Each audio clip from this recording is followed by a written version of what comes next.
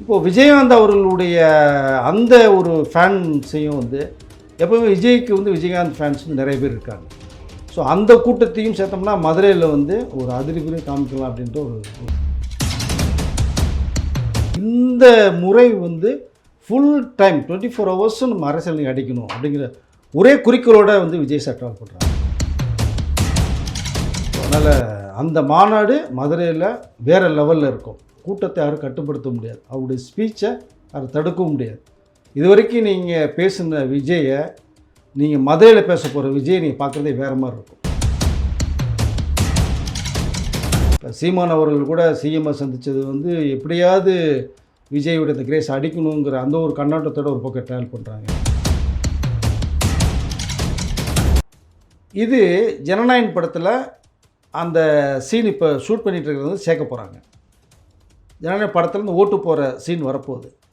அது என்ன பர்பஸுக்கு திடீர்னு இப்போ எடுக்கிறாங்கிற ஒரு விஷயம் வந்து கன்ஃபார்மாக தெரியல. கொஞ்சம் சேஞ்சஸ் பண்ணுறாங்க பேசிகிட்டு இருக்காங்க. பட் எதுவுமே இல்லை, எல்லாத்தையுமே ஒரு விட கண்டிப்பாக விஜய் தருவார். ஸோ அந்த 2026க்கு அப்புறம் அதோடைய ரிசல்ட் என்னங்கிறது தெரிய வரும். காந்தம் மீடியா நேயர்களுக்கு வணக்கம். நான் உங்கள் விஜயாஸ்மின். இன்னைக்கு நம்மளோட கெஸ்ட் யாருன்னு பார்த்தீங்கன்னா senior journalist Dindigul Venkatesh sir அவர்கள் தான். வணக்கம் சார். வணக்கம். எப்படி சார் இருக்கீங்க? நல்லா இருக்கேன் சார். இப்போது விஜய் அவர்கள் வந்து அரசியலுக்கு வந்ததுக்கப்புறம் பல வகையான விமர்சனங்கள் போயிட்டு இருந்துச்சு. அதில் முக்கியமான ஒன்றுனா அவர் வந்து அவர் ஒய்ஃப் சங்கீதா கூட இல்லை, டிவோர்ஸ் ஆகிடுச்சு, பிரிஞ்சிருக்காங்க, தனியாக இருக்காங்க, அப்படி இப்படின்னு நிறைய விஷயங்கள் போச்சு. அந்த நிலையில் இப்போது ஆகஸ்ட் 25 வந்து திரும்பியும் மாநாடு பண்ணுறாங்க. அதில் வந்து சங்கீதா வராங்க அப்படின்ற மாதிரி ஒரு தகவல் வந்து ஸ்ப்ரெட் ஆகிட்டு இருக்கு. இதுக்கு என்ன சார் சொல்லுவீங்க? மதுரையில் போடுற மாநாடு அன்றைக்கி அவருடைய திருமண நாள். அதை வச்சு சில பேர் சொல்கிறாங்கன்னு நினைக்கிறேன். பட்டு சங்கீதா அவர்கள் வர்றதுக்கு வந்து வாய்ப்பே இல்லை. அவங்க வந்து அங்கே லண்டனில் இருக்காங்க. பட் விஜய் சார் முழுக்க வந்து அரசியலில் இறங்கியிருக்காங்க. ஏன்னா ஃபேமிலியோட ட்ராவல் பண்ணிட்டு அரசியலில் போகணும்னா கொஞ்சம் சிரமம் அப்படிங்கிறனால இந்த முறை வந்து ஃபுல் டைம் 24 ஹவர்ஸும் நம்ம அரசியல் அடிக்கணும் அப்படிங்கிற ஒரே குறிக்கோளோடு வந்து விஜய் சார் ட்ராவல் பண்ணுறாங்க. சங்கீதா மேடம்லாம் வர்றதுக்கு 100% வாய்ப்பு இல்லை. ஸோ இவர் மட்டும்தான் தனியாக சோலோவாக ட்ராவல் பண்ணிகிட்ருக்காங்க. ரெண்டாவது அந்த மாநாடு செலெக்ஷன் பண்ண பிளேஸ் வந்து மதுரை சாய்ஸ் பண்ணியிருக்காங்க. மதுரை எப்போவுமே வந்து மதுரை மக்களுடைய ட்ரீட்மெண்ட்டே வேறு மாதிரி இருக்கும். நீங்கள் அங்கே மாநாடு போட்டு அங்கே மக்களுடைய இந்த செல்வாக்கு வாங்குறது சாதாரண விஷயம் கிடையாது. விஜய்க்கு வந்து இன்றைக்கி வந்து ஏகப்பட்ட கிரேஸ் கிட்ட 1 கோடி ரசிகர்களுக்கு மேலே தொண்டர்களை இப்போ அப்படியே ரசிகர்கள் தொண்டர்களாக மாறி வச்சுருக்காங்க.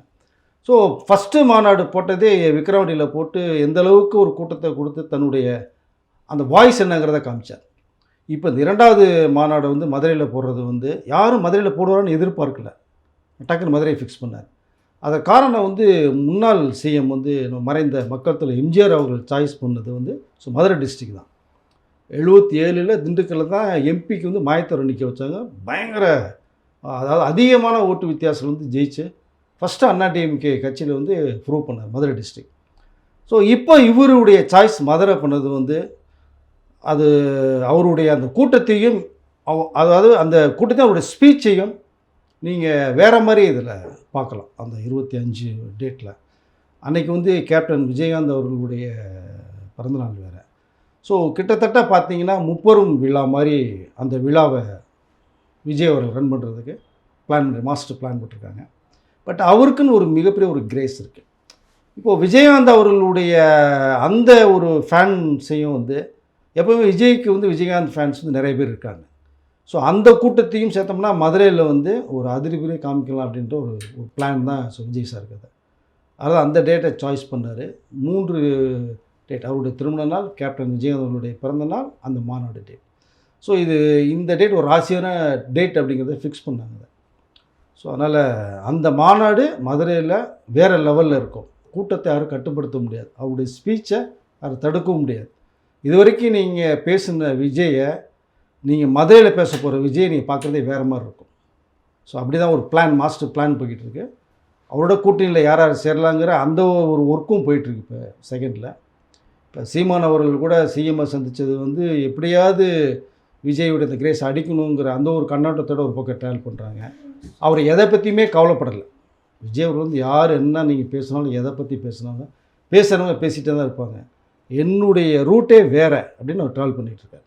ஸோ கண்டிப்பாக வர ஆகஸ்ட் 20 நடக்க போகிற அந்த செகண்டு மாநாடு ஒரு மிகப்பெரிய தாக்கத்தை ஏற்படுத்தும் அப்படிங்கிறது தான் நான் நினைக்கிறேன். நான் சங்கீதா மேம் வர வாய்ப்பு இல்லைன்னு சொல்கிறீங்க, எதனால் அவங்க வர வாய்ப்பு இல்லை சார்? இல்லை, வரல. காரணம் வந்து அவங்க இப்போ லண்டனில் இருக்காங்க, ஃபேமிலியோடு அங்கே போய் அவங்களோட பேரண்ட்ஸ் வீட்டில் இருக்காங்க. இவர் இங்கேருந்து அரசியலை பார்த்துட்டு இருக்காங்க. அதுக்கு நிறைய பேர் நிறைய காரணங்கள் சொல்கிறாங்க. அவர் குடும்பத்தை பார்க்கல, மனைவியை பார்க்கல, நாட்டை எப்படி பார்ப்பார், தமிழ் மக்கள் எப்படி பார்ப்பார் அப்படிங்கிறாங்க. இது வேறு, அது வேறு. குடும்பம்னா அவங்க வீட்டில் 1000 பிரச்சனைகள் இருக்கும், அதெல்லாம் வெளியில் சொல்லிகிட்டு இருக்க முடியாது. ஸோ அப்படி பார்க்கும்போது அவர் வந்து படத்தில் நடிச்சிட்டு இருக்காங்க, அரசியல் இறங்கிட்டார், கவனம் பூரா அரசியல் இருக்கணும் அப்படிங்கிற ஒரே கண்ணோட்டம் தான். ஸோ அதெல்லாம் நாளைக்கு 2 பேர் ஒன்று சேர்ந்து என்ன பண்ணுவாங்க, பேசுறவங்க என்ன பண்ணுவாங்க? ஸோ ஒன்றும் பண்ண முடியாது.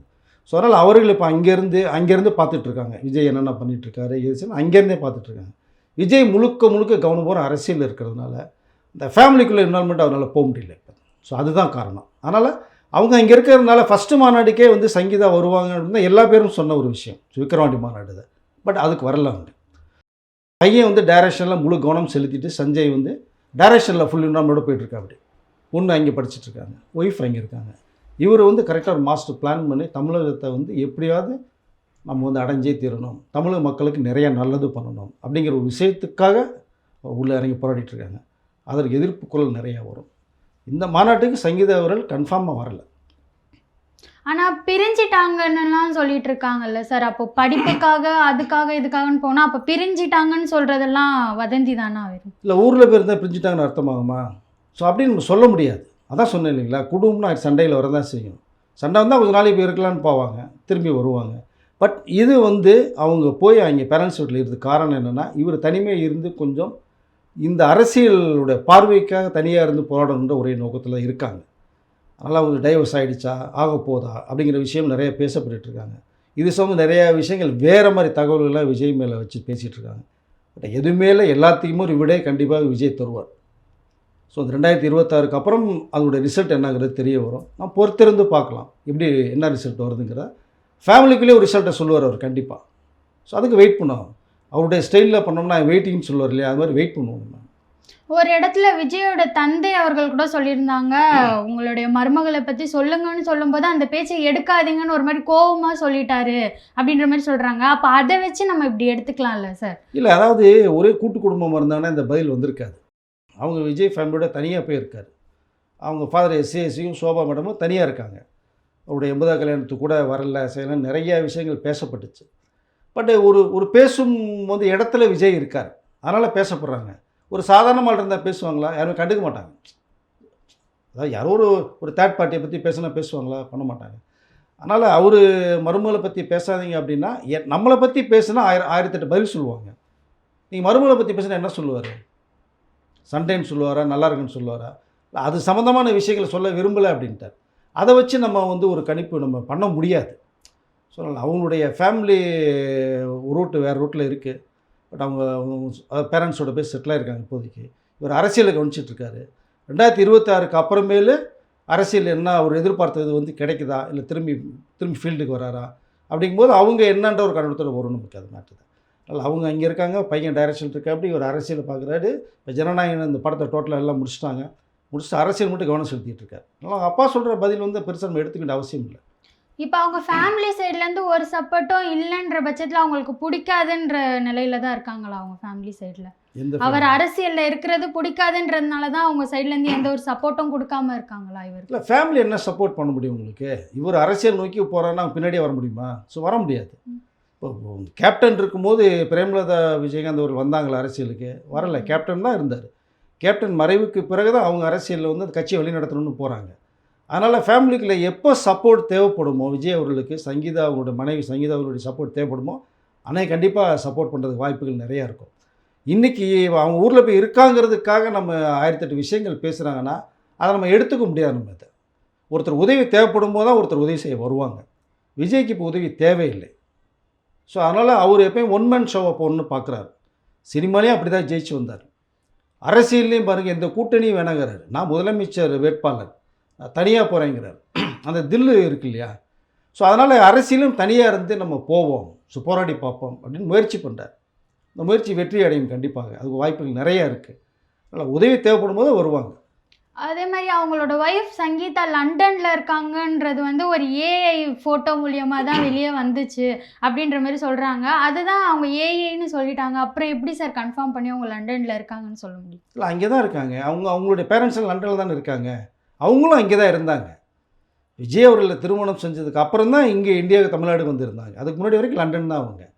ஸோ இப்போ வேறு எங்கே போவாங்க? இப்போ விஜய் இப்போ அரசியல் இருக்கும்போது அவர் வீட்டை விட்டு போகிறாங்க அப்படிங்கும்போது பேரண்ட்ஸ் வீட்டு தானே போகணும். ஸோ இங்கே தனியாக எடுத்து வீடு தங்க முடியுமா? தங்கினா அது இன்னும் பெரிய இஷ்யூ ஆக்குவாங்க. இல்லை, பேரண்ட்ஸ் இருக்கவங்களும் அங்கே போய் இருக்காங்க. சார் அதே போல் விஜய் சாரோட ஜனநாயகன் படம் வந்து ஜனவரி 9 ரிலீஸ் ஆகுது. அதை தொடர்ந்து 3 நாளையே எஸ்கேவோட பராசக்தி படமும் ரிலீஸ் ஆக போகுதுன்னு சொல்கிறாங்க. இதனால ஏதாச்சும் கிளாஷ் ஆகுமா விஜய்க்கும் சிவகார்த்திகேயன்? ஒன்றும் கிளாஷ் ஆகுது. விஜயனுடைய மாஸ் எல்லாருக்கும் தெரிஞ்ச ஒரு விஷயம். அது 9ஆம் தேதி டிக்ளேர் பண்ணிட்டாங்க. பராசக்தி ஷூட்டிங் போயிட்டுருக்கு. ஸோ அது முடிஞ்சு அப்போ 13th 14th ரிலீஸ் பண்ண மாதிரி ஐடியா பண்ணிகிட்ருக்காங்க. பட் இவருக்குள்ள கிரேஸ் யாரும் ஒன்றும் பண்ண முடியாது. இப்போது இதில் பார்த்தீங்கன்னா ஜனநாயகனில் வந்து இப்போ ஒரு ஷூட் ஒன்று பண்ணிகிட்ருக்காங்க. இப்போது அது எதற்கான யாருக்குமே தெரியாது. என்னென்னா, மக்கள் ஓட்டு போடுறது மாதிரி மதுரை, சிவகங்கை டிஸ்ட்ரிக்கு, அந்த சவுத்தில் ஃபுல்லாக, அதாவது ஒரு எலெக்ஷனில் எப்படி ஓட்டு போடுவாங்களோ அந்த ஒரு மெத்தடில் ஷூட்டிங் நடந்துருக்கு ஜனநாயகனுக்காக. அந்த அந்த மக்கள் நடிக்கிறாங்க இல்லையா, அவங்களுக்கே தெரியாது இது எதுக்காக ஷூட் பண்ணுறாங்கன்னு சொல்லிட்டு. இது ஜனநாயகன் படத்தில் அந்த சீன் இப்போ ஷூட் பண்ணிகிட்டு இருக்கிறது வந்து சேர்க்க போகிறாங்க. ஜனநாயகன் படத்தில் இந்த ஓட்டு போகிற சீன் வரப்போகுது. அது என்ன பர்பஸுக்கு திடீர்னு இப்போ எடுக்கிறாங்கிற ஒரு விஷயம் வந்து கன்ஃபார்மாக தெரியல. கொஞ்சம் சேஞ்சஸ் பண்ணுறாங்க. ஒருவேளை விஜய்க்கு நின்று ஓட்டு போடுறது மாதிரி பண்ணுறாங்களா, இல்லை இந்த எலெக்ஷன் மாதிரி சம்மந்தப்பட்டது வந்து ஓட்டு போடுறது மாதிரி விஜய் உள்ளே வராருங்கிறது தெரியல. அது இப்போ அது ஷூட்டிங் நடந்துகிட்ருக்கு. இப்போ அது ஜனநாயக படத்தில் சேர்க்க போகிறாங்க. ஸோ இந்த ஒர்க்கு எல்லாம் போயிட்டுருக்கு. ஜனவரி 9ங்கிறது கன்ஃபார்மு. ஜனவரி 13, 14 எஸ்கேவுடைய படம் பராசக்தி வருது. இதற்கும் அதுவும் சம்மந்தம் கிடையாது. போட்டிகள்ன்றது எதுவும் கிடையாது. விஜய் கூட போட்டி போகிற அளவுக்கு எஸ்கே இன்னும் பெரிய ஆளாக வரல. அமரன் ஒன்று தான் மிகப்பெரிய வெற்றி. மதராசியும் பராசக்தி வந்தால் தான் அவருடைய அந்த ஸ்டேட்டஸ் நமக்கு தெரிய வரும், நமக்கு மேட்டத்தை. அதனால் விஜய் இடத்த துப்பாக்கி கொடுத்தனால விஜய் இடத்த பிடிச்சிருவாரா போட்டியாங்கிற மாதிரி வச்சான்னா அது சரியில்லாத ஒரு எண்ணம் தான் நான் சொல்வேன் நான். அதை பட் இதற்கு அதுக்கு சம்மந்தம் இல்லை. விஜயோட மாஸ் அதை வந்து தடுக்கவே முடியாது யாருனாலே. இந்த படம் நீங்கள் வந்ததுக்கப்புறம் ஜனநாயகன் படம் என்ன ஒரு மாஸ் படம்ன்றதை விஜய் பிரமாதமாக பண்ணியிருக்கார். படத்தில் 2 கெட்டப்பில் வந்து தூள் பண்ணியிருக்கார்.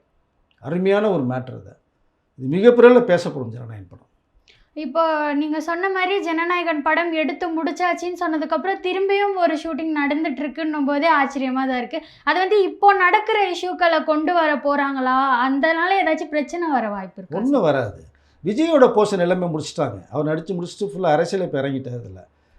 அது சம்மந்தப்பட்ட காட்சிகள் சில வந்து புதுசாக இப்போ சீனை கிரியேட் பண்ணுறாங்க. ஏன்னா உங்களுக்கு ஜனவரி தான் படம் ரிலீஸ்.